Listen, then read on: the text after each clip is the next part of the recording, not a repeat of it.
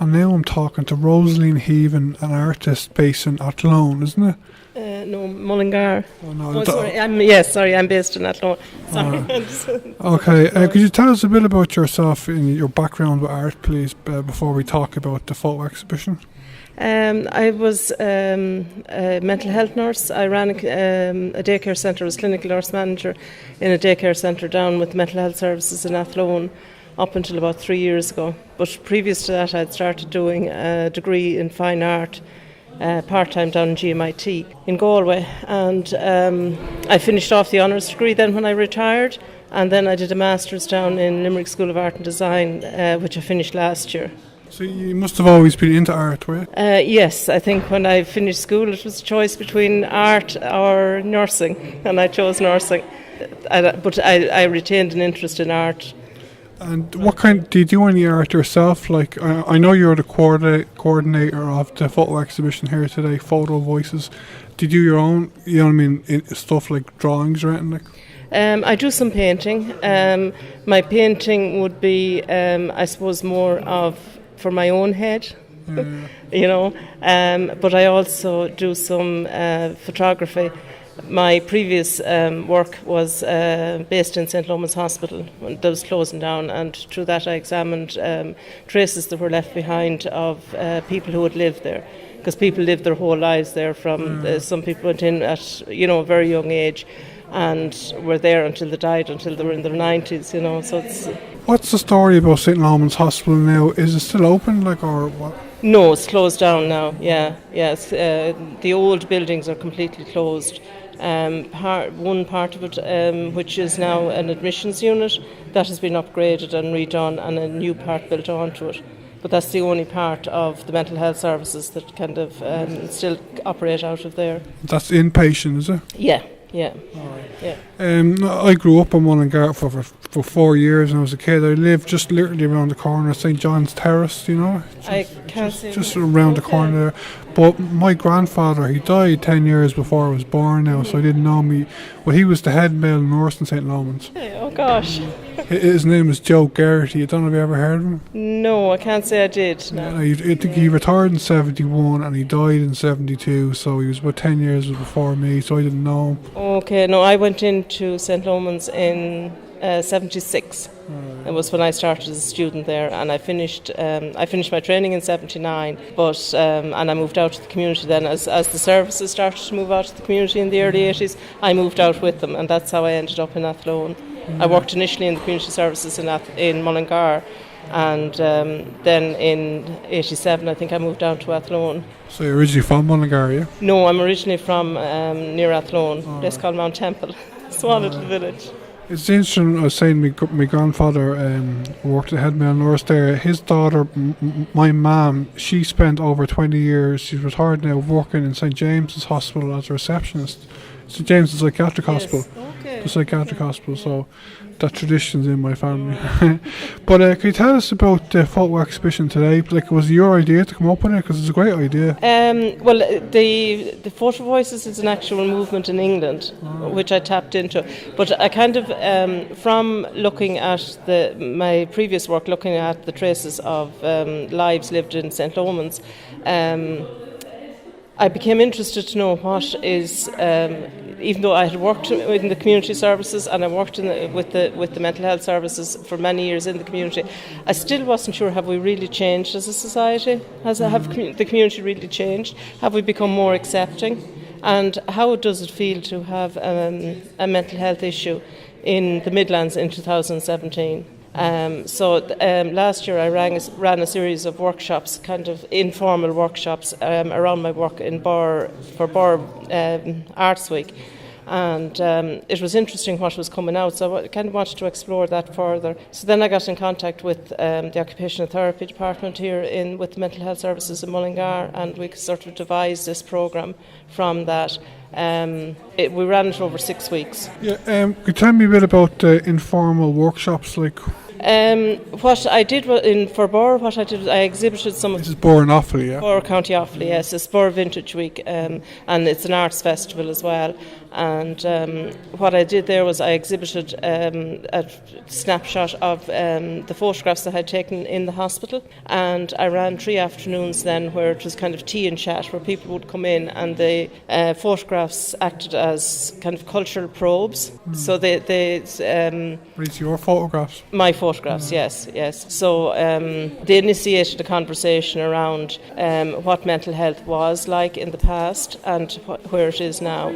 And kind of what came out from that was that a lot of people felt that there was still huge stigma around mental health and people with mental health issues. And a lot of people came in and said that they had felt that they were seen as different, even through employment. Somebody who had gone on leave, suffering from depression and came back, felt that her employers looked at her differently and treated her differently. So I suppose that's where I wanted to explore that further. Yeah, do you know, well, I know you worked in the sector, but I know over the year, for decades, hospitals, big institutions like St. Loman's had a bad name, didn't they? Yes. And even my granddad worked there. He was one of the bosses, God. They had a bad name. Just talk about St. Loman's for a minute. You're saying St. Loman's is closed, but there's a new inpatient. What's the new inpatient place called? Mullingar Hospital, is it? No, that I'm not 100% sure, but it's the admission unit for the mental health services. It's not called St. Loman's? No. All right. I know, most people today wouldn't know this information, but you work in the sector. Is it true to say that looking back on the history of this state, there has been great improvement though overall for mental health patients compared to say decades ago? Oh, absolutely. And in the I suppose that we could see that process beginning in the early 80s. Where people were being encouraged to move back out into their community. Up to that, institutional care was the thing, and a lot of relatives just forgot about their people even that they had people in the hospital. That change began. I think Planning for the Future, which is a government document, was the beginning of that change. I suppose still it's poorly resourced. It needs more resources, and I think it's a very specialised area that needs a lot more input. I read a couple of articles recently, and one said that up until, I'm not sure if it was the 40s or the 60s, but if you wanted to be an inpatient in a hospital, you had to be signed in. You couldn't sign in yourself. The only way you could get out of the hospital is if the person who signed you in signed you out, and sometimes the people didn't sign them out. Is that true? That would have been quite true for people who were signed in and on what we call a temporary form. That would have come under, I think, the 1945 Mental Treatment Act. And I think if you ever read a book called Bird's Nest Soup, Hannah Greeley. I heard about it. Yes. Hannah actually was quite well recovered and ready to go home, but her mother wouldn't sign her home. And when her mother died, her brother wouldn't sign her home. And I suppose she was one of many people who were in that situation. But then there was a huge stigma around having a person with mental illness within a family. I heard Fintan O'Toole say a few months ago in an article that a lot of people who were in institutions, mental health institutions over decades, didn't need to be there, or they shouldn't have been there. That I would imagine would be quite true. Sometimes people went in with a very mild illness and they were just left there. They recovered, but they were still just left there. And then, particularly, I suppose I would have worked mostly on the female wards, but there were women there that actually were dealt a double whammy in that had babies and were mother and baby homes. And I'm thinking of one lady in particular, who Mary was her name, and she was she was an inpatient in St. Loman's following a road traffic accident. She developed psychosis from a head injury, but recovered very well and went home, became pregnant, was put into a mother and baby home. Her baby was taken from her when the baby was 2.5 years old. And after that she had a complete breakdown. Her family brought her from the mother and baby home straight into St. Loman's, and she never left there. What year was that, do you know? It was the 70s, was it? That would have been in the 60s, very early 60s. that lady, unfortunately, her biological daughter traced her, but the woman had died at that stage. Now, she was one of the ladies that moved out to the community. Are there still horror stories, like as regards the lack of services in the Midlands for mental health? No, not so much. I think this exhibition, I suppose one of the things that it shows is the lack of services, that there isn't enough of a service. Participants talked about, one girl talked about her being newly diagnosed and seeing she had, within a period of maybe a year and 3 or 4 months, she had 6 appointments, and in those 6 appointments she saw 6 different doctors. I heard about that. I heard about that happening. Yes, and that's the reality, and I suppose that's the reality of the health service, in that there are trainee doctors that go through. But I suppose in mental health, it's more important because conversation and talking and communication is at the core of treatment and therapy, and you need that continuity. And also they talked about huge clinics where doctors hadn't enough time. No reflection on the doctors themselves, and they said that. But it was just that, and one man said, he says, I go in there, he says, I know there's 20 people waiting outside. He said, and I'm conscious of that when I go in to sit down. Yeah. So it's... And you're saying there, if you see a different doctor every time you go, I think you have to repeat your story to everyone usually. Exactly, yes, exactly. And that's what this girl was saying, that 6 different times she repeated her story, and she felt that she didn't progress in any way over that period of time. What's the Westmeath Mental Health Services? What part of the country, like, is it joined with any other counties, like Longford, for example, or any? Is it? Yeah, Longford and Westmeath kind of go together. And in actual fact, a group of the participants in this project are from Longford. They're part of the Longford Mental Health Services, so it's kind of a combination of Mullingar and Longford. So some of the photographs here are from Longford people. Yeah. Are there any particular, like, specific rather gaps in Longford Westmeath? Like, I know I've heard, for example, that nationally there's a shortage of psychologists, and some places there's a shortage of occupational therapists. Are there any specific roles of mental health services that are short in this part of the country? I wouldn't be sure about shortages, but I know from the groups, and what they were saying was that the occupational therapy services could do with being expanded, that they need more, and I suppose more input. And I suppose the other gap that came up here was, with the participants here, was that you're talking about a rural area where transport can often be a problem, and access to services can be a problem. To talk about the photo exhibition itself, I had a look at the photographs. I was impressed. I was happy that most of them are very kind of just simple pit photographs, but a couple of them were a bit upsetting, 2 of them maybe, but most of them are just like they're interesting, but they're simple. What do you think of them? I suppose it's how we look at them, and at that particular time, looking at something simple would mean something to that person. We kind of took it over a 6-week period, in that the first week we looked at the services. The second week we looked at how we are ourselves and how we regard our own mental health. Then we looked at how others regard us. And how people would regard us if they knew that we had a mental health difficulty. So I suppose a lot of the more upsetting photographs come from when people are looking at their own mental health and how that's regarded. As in, people felt that they weren't exactly accepted as part of their community. The one, tourists in their own town is one of those. That they can be boxed, stereotyped. I didn't actually get that impression from that photograph. I thought it was literally just a photograph of people who were tourists in their own town. Tourists that come in, like. Oh no, that's actually the group themselves. Oh, is it? Yeah. That's actually the group themselves, and that's how they thought, if people knew that they had a mental health issue, that they would be viewed. There's only one that I recall of self-harm. It's a upsetting kind of photo, isn't it? Yeah, I suppose what that lady was trying to bring across was that pain you see on the outside, it's a visible pain, it's there, it's tangible nearly, and people recognise that, but there's an equal pain inside that people don't recognise, and that's what she was trying to bring across in that photograph. Yeah, I've read a few articles about self-harm. It's basically a cry for help, I think, isn't it? It is, yeah, very much so. As I said, that's bringing. It's expressing on the outside the pain that's on the inside, really. And a lot of young girls, in particular, teenagers, it's a huge problem nowadays, internationally, I think, isn't it? I wouldn't be aware of the statistics now. I wouldn't, and it's not an area that I would have expertise in. I know, I have heard that. No, I'm not saying there's a lot proportionally, but it's a significant problem anyway. Is the photo exhibition going to be anywhere else, or are you finishing up in Mullingar?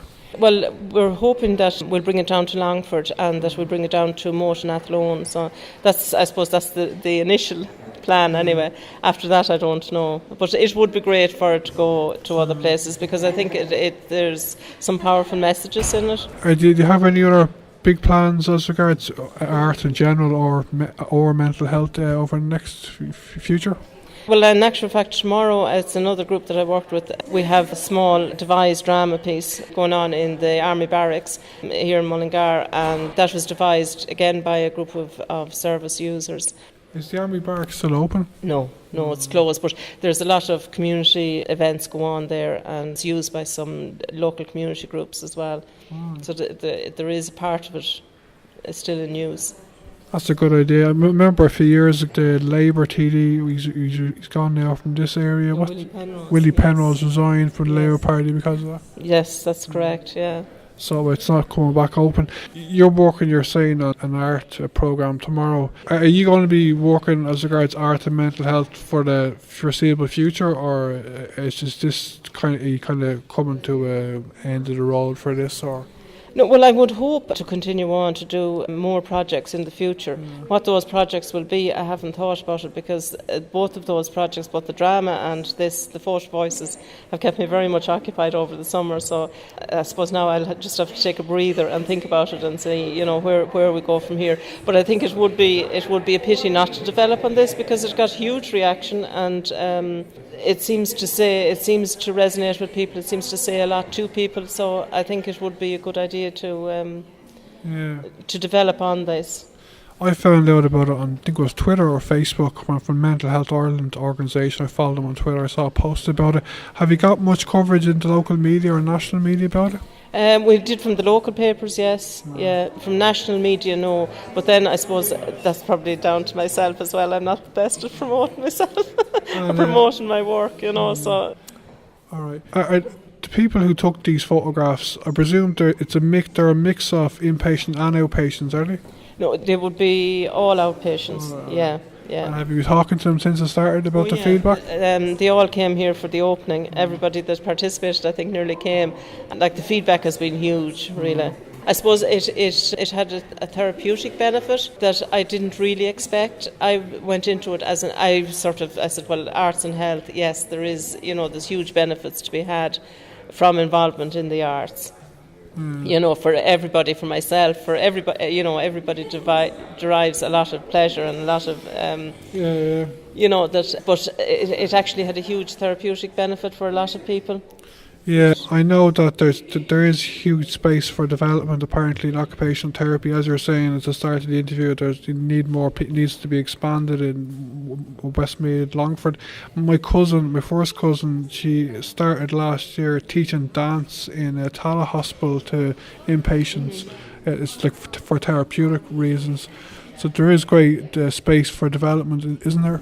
There is, yeah. And in actual fact, I think Waterford, Cork seems to be really well developed in that area, because you have Cork Healing Arts, you have Arts and Health Ireland, which is based down in Waterford, and there's huge connections down there, but not so much up here in the Midlands just yet. It's in the early stages. It's beginning to develop. I think there's a few initiatives in Tullamore General Hospital, but it's just at the early stages now here. Cork and Waterford are together, are they, for the mental health? I think, yes, they work very much together, yeah. Just to speak about other areas there, without going on too much longer, I'll keep you all day, but I've heard it. I've done an interview with a woman, Carol Moore from Dual Diagnosis Ireland, about dual diagnosis services. I presume some of the inpatients and outpatients in Longford, Westmeath have a dual diagnosis addiction problem as well. And I think it's Letterkenny are one of the only public mental health services in the country who have dual diagnosis services. Is that a big problem in Westmeath and Longford, do you know? Well, I suppose it's a problem in every mental health service, you know, and I suppose why somebody drinks, you know, what comes first? Is it the illness or is it the addiction problem? You know, it's a problem within every mental health service, and I'd say if you went right across the board, I'd say it's probably an equal measure right across the country. Like I presume I don't. It's my first time in Mullingar in a few years. I don't know a lot of people down here, even though I lived here years ago. But there is a significant problem in Mullingar, would there be, and other counties in Westmeath, Longford, with drug addiction? Is there? Yes, there is, but the addiction services have come on a lot in recent years. Like there's centres now in Athlone, Tullamore, Mullingar. Would be 99.9% sure there's one in Longford. I'm not 100% sure, but it has come on, you know, in leaps and bounds over the last few years. Again, responding to need, you know, the need was there. And okay, Rosaleen, just to finish up, it's great talking to you. I enjoyed our chat today. It's very informative to find out about what's going on in my old hometown. I hope to talk to you again at some stage, so if you have any other developments in the future that you want to publicise on Near FM, give us a shout and I'll get back to you. Thanks very much. Right? Thank you very much. Thank you.